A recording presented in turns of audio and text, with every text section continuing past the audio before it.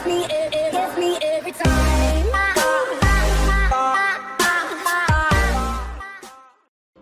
Assalamualaikum warahmatullahi wabarakatuh.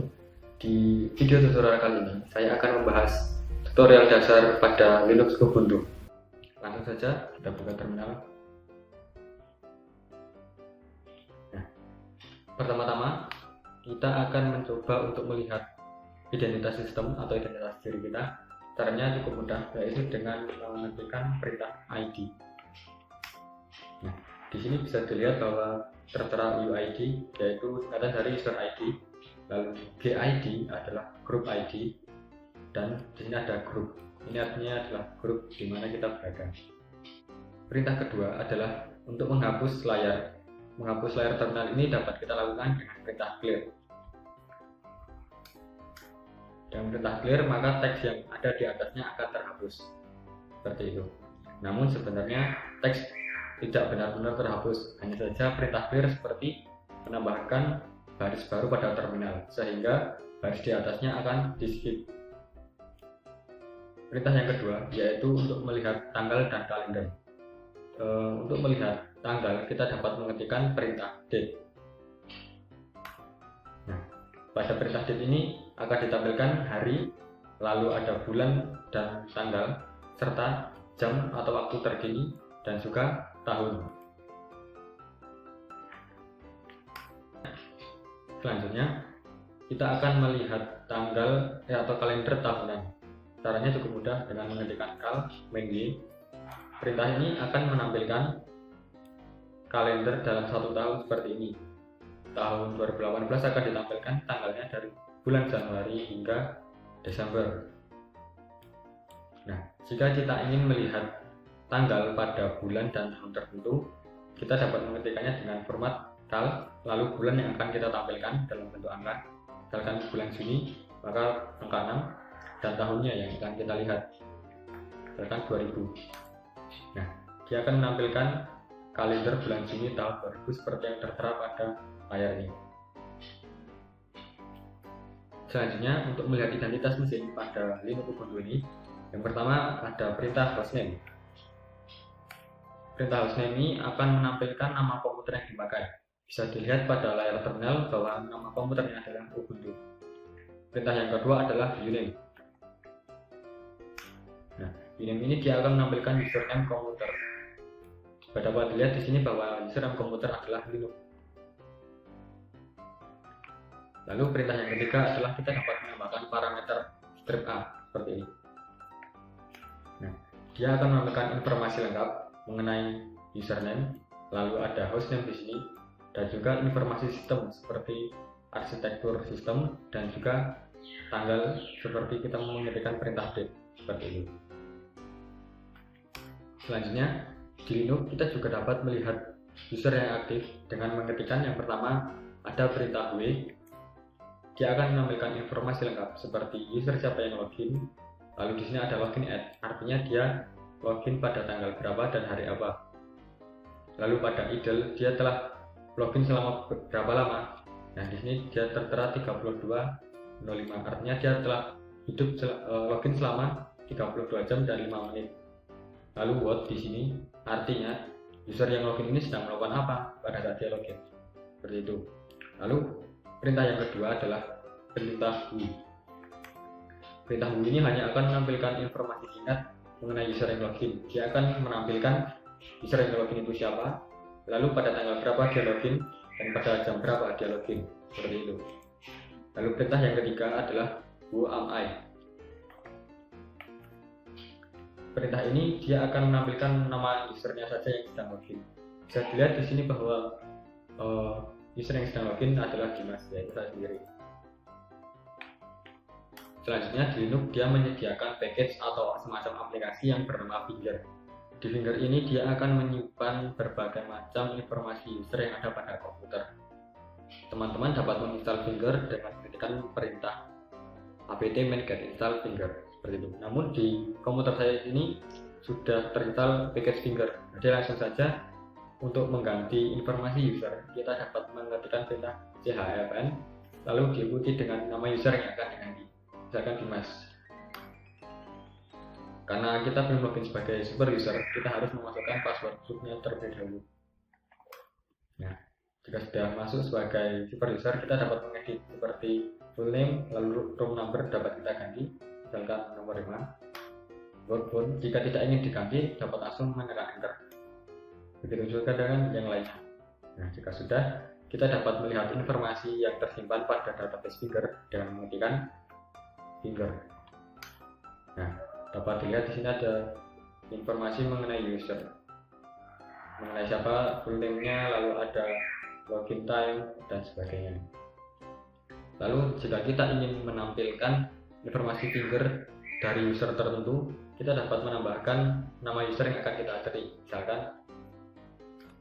mencari nama saya sendiri, Dimas.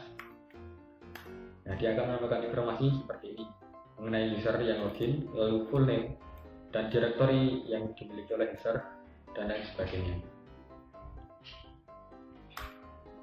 Selanjutnya, jika teman-teman bingung mengenai maksud dari suatu perintah, Linux ini menyediakan semacam kamus yang bernama manual.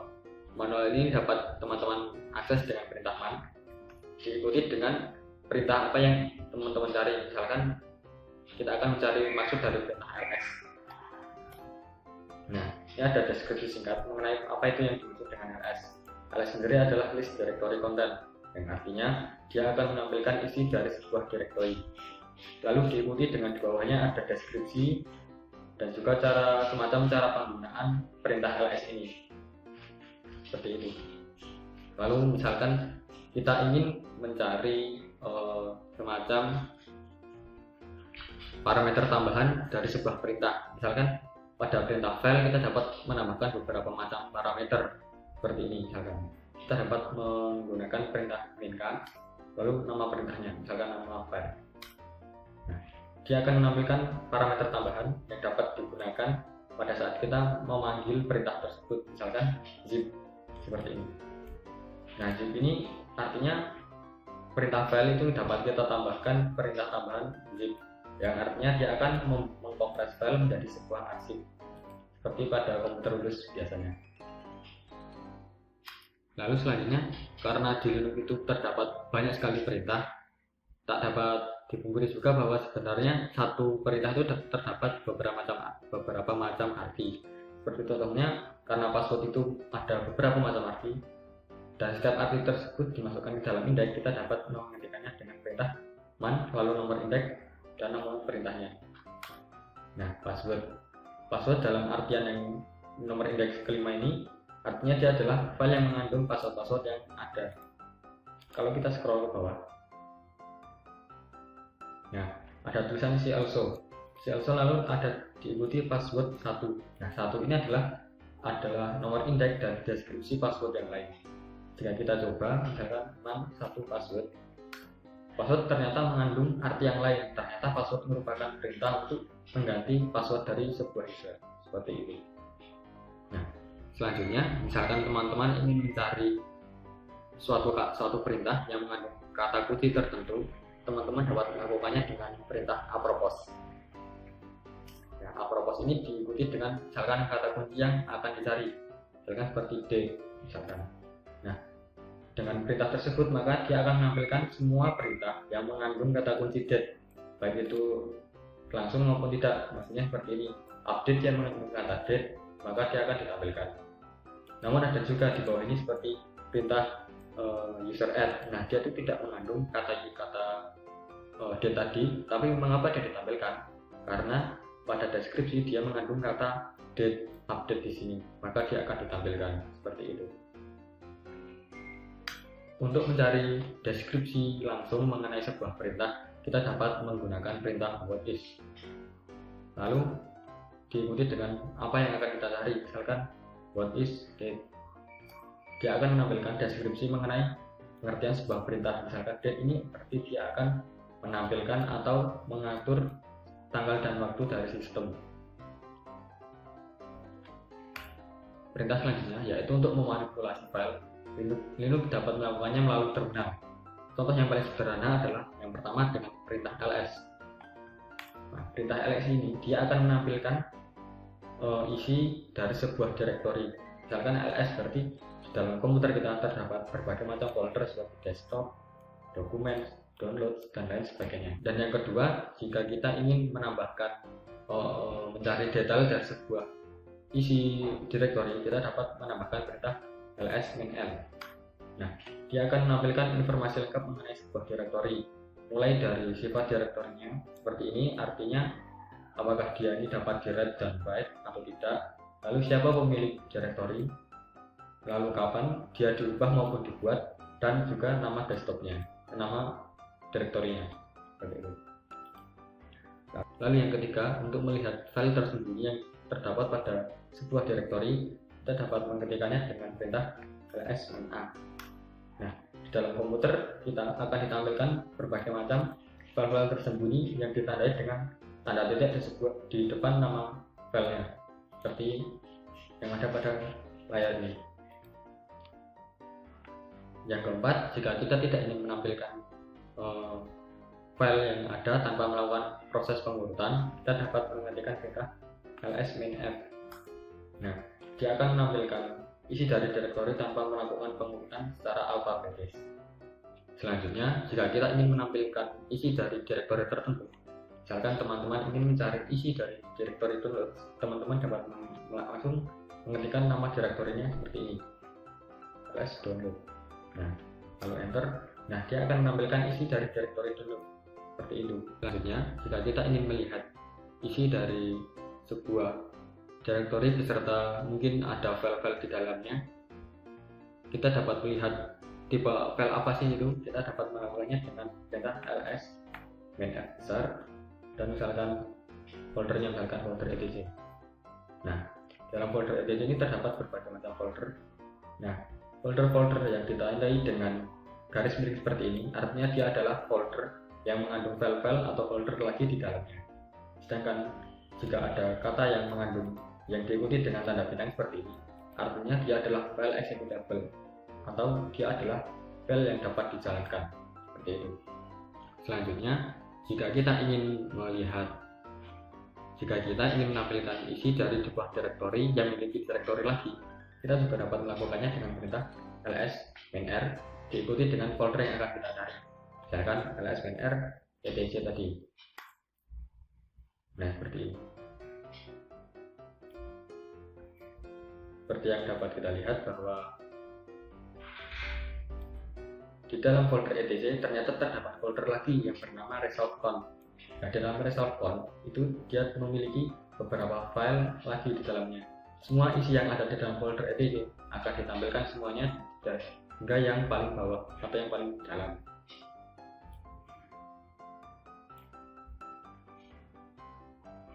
Selanjutnya, kita dapat melihat tipe dari sebuah file dengan perintah file. Contohnya adalah file, lalu diikuti dengan nama file yang akan kita cari. Misalkan di dalam folder download terdapat gambar. Kita dapat melihat isinya dengan mengetikkan seperti ini. Nah, ternyata file gambar ini merupakan file gambar dengan tipe PNG dan juga resolusi dari gambarnya jika file tersebut merupakan sebuah gambar. Selanjutnya, bagaimana jika dalam sebuah folder itu terdapat banyak sekali file dan kita ingin melihat semuanya? Kita dapat masuk dulu pertama-tama ke dalam foldernya, dalam folder dokumen. Kita masuk dulu dokumen. Nah, kita dapat melihat isinya tipe file di dalamnya mengetikkan perintah file dan diberi tanda bintang. Nah, di dalam folder dokumen ternyata terdapat dua file, yaitu file doc1.txt dan file lorem-ipsum. Dapat dilihat di sini bahwa doc1.txt merupakan file teks ASCII, begitu juga dengan file lorem-ipsum, seperti itu. Selanjutnya, jika kita ingin melihat tipe dari sebuah directory, kita juga dapat melakukannya. Perintahnya pun sama, kita dapat mengetikkan perintah file dan nama direktorinya, misalkan di ls. Nah, dapat dilihat bahwa file dokumen direktori ls ternyata merupakan folder yang memiliki file executable di dalamnya, seperti ini. Selanjutnya, kita juga dapat melihat isi dari sebuah file dengan beberapa cara. Yang pertama adalah dengan perintah get, lalu diikuti dengan nama filenya, ya kan, doc1.txt, dokumen misalkan, dan folder dokumen terdapat file doc1.txt. Kita dapat melihatnya dengan perintah ini. Nah, begitu juga dengan misalkan file yang mengandung isi yang sangat panjang, misalkan ada juga di dalamnya lorem ipsum. Nah, dia juga akan menampilkan sepanjang apapun isi file tersebut. Namun ada perintah lagi yaitu more, lalu diikuti dengan nama file dokumen, misalkan lorem ipsum. Nah, perintah ini akan menampilkan beberapa paragraf terlebih dahulu, lalu setelah itu dia akan menampilkan beberapa baris setelah kita menekan enter seperti ini. Dia akan menampilkan per baris satu baris hingga baris terakhir. Yang ketiga ada perintah pg, dia akan menampilkan isi file per paragraf seperti ini.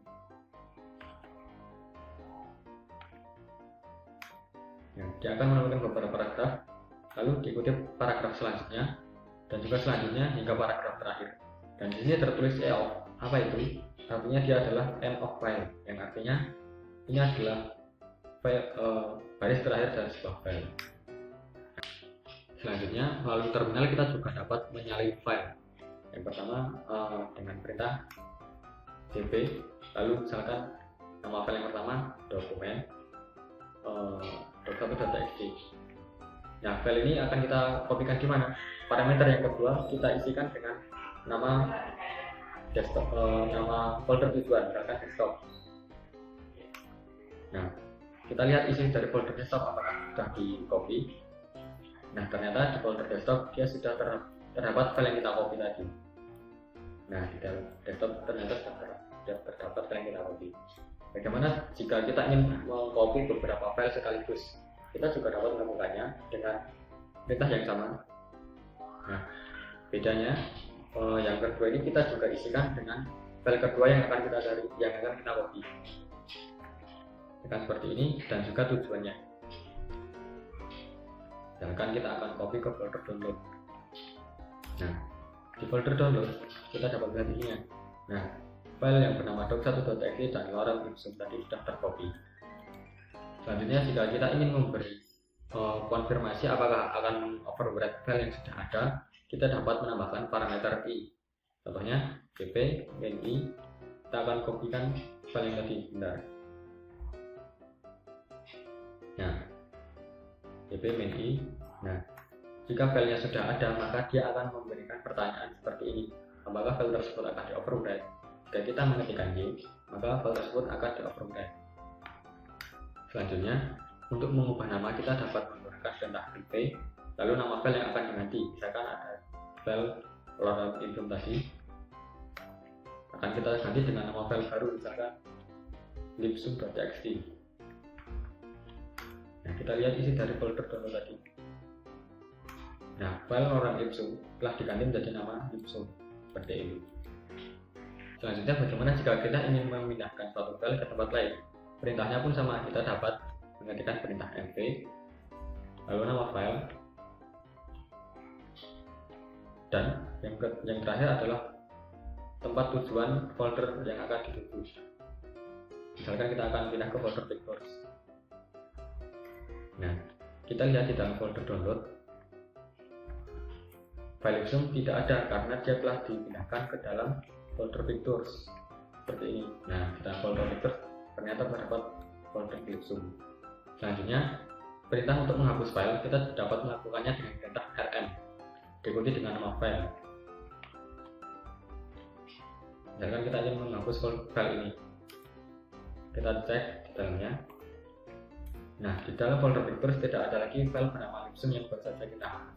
Yang terakhir, kita dapat mencari sebuah kata yang terdapat pada sebuah file dengan perintah grep. Contohnya seperti ini. Lalu diikuti dengan kata kunci apa yang akan kita cari. Misalkan kata kunci tes di file apa, kita dapat melakukannya dengan kita cari foldernya dokumen. Misalkan tadi namanya doc1.txt. Nah, file yang mengandung kata kunci, maka kata kuncinya akan ditandai dengan warna merah seperti ini. Seperti itu. Sekian dengan video tutorial yang saya buat, semoga teman-teman semua dapat memahaminya. Press start.